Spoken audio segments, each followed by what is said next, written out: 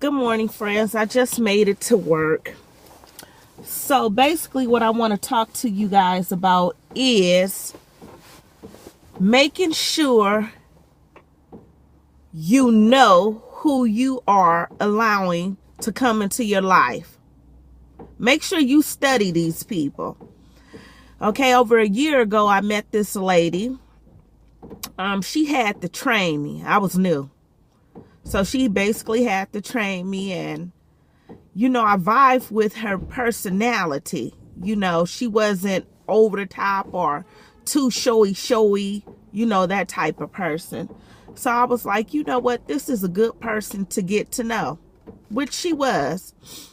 So as she trained me, one day I had to come in and they wanted her to train me again.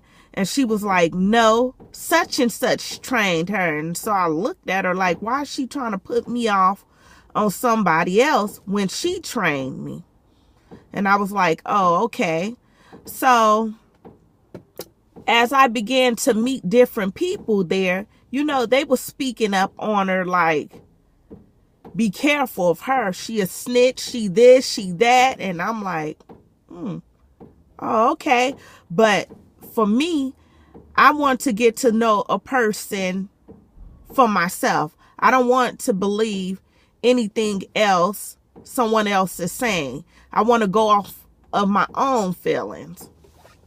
So, a year passed and, I was doing applications to go somewhere else, to be promoted for a different position. That's what I was doing.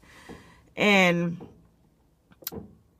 as I'm doing that, me and her became close friends. She used to call me her best friend, and I would say she was my best friend.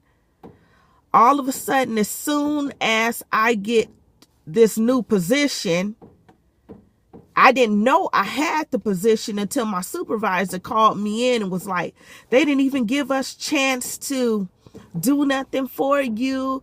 And they just told us, they just demanded you to come to their location. So when I read over my paperwork, it's basically saying that we have asked for you 3 times. This is the last and final call. If you do not release this person, there will be consequences.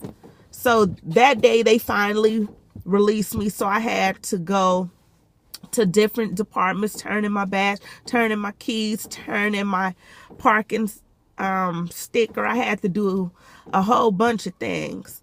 So she was sad that I was leaving. I was sad that I was leaving, but to make more money and to do something that you have a degree in and you went to school for, you're going to leave too, right? Yes. So, like I stated, that's what I did. So, all of a sudden, one day she called me and she was like, I want to take you out to lunch. Can you go have lunch? And I was like, sure. My lunchtime is this. And so she came to pick me up.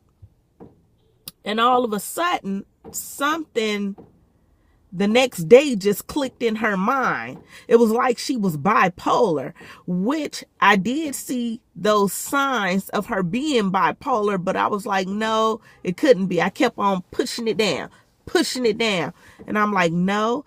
And everybody was telling me she was bipolar. So I kept pushing it down.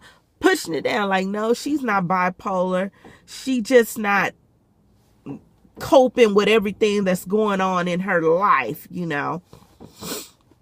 So like I said, she called me up and I couldn't answer her because I'm at work with patients, of course. So on my lunch break, I called her. She didn't answer. So she began to start texting me like crazy. So I'm like, what is wrong with this girl? So I finally called her back. I'm like, what's going on? And she just went off the handle. And I'm like, girl, what is your problem? And then I had to come out of my character, calling her out of her name and different things like that. So the problem was she became jealous of me. She became jealous because I wanted to grow and she wanted to stay the same. She was happy where she was at. And I used to always talk to her about going to school and upgrading my career and doing different things like that. And she was like, oh, I'm happy where I'm at. And I'm like, happy where you at? And I'm like, oh, okay. You know, to each its own.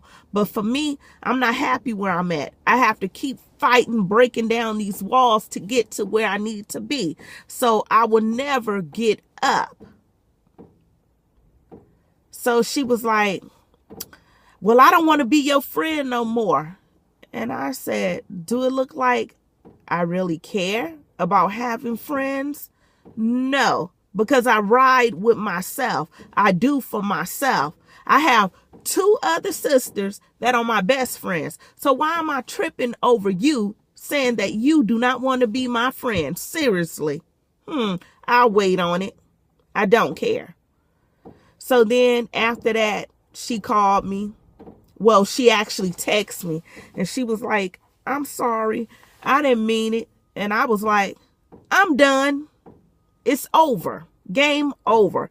So be careful of who you allow in your life. And not only did she do that, she scammed the hospital out of saying that she lost her money and that she lost her ID. She was doing scams. And I'm like, did you find your ID? She was like, yeah, I found it in the box in the locker room. I'm like, that's a coincidence, because after everyone in the hospital gave her $20 to $40, the next day her nails was done, her hair was done, and we all looking like, no, she spent that money on herself, which she did. So be alarmed of who you allow into your life, because either they're for you or they against you. And I didn't have a lot of people to be against me. They were not for me. They was trying to tear me down because they didn't want me to upgrade to go to where I needed to be. And friends, I will talk to you later. I hope you enjoyed this video. Until next time, bye-bye.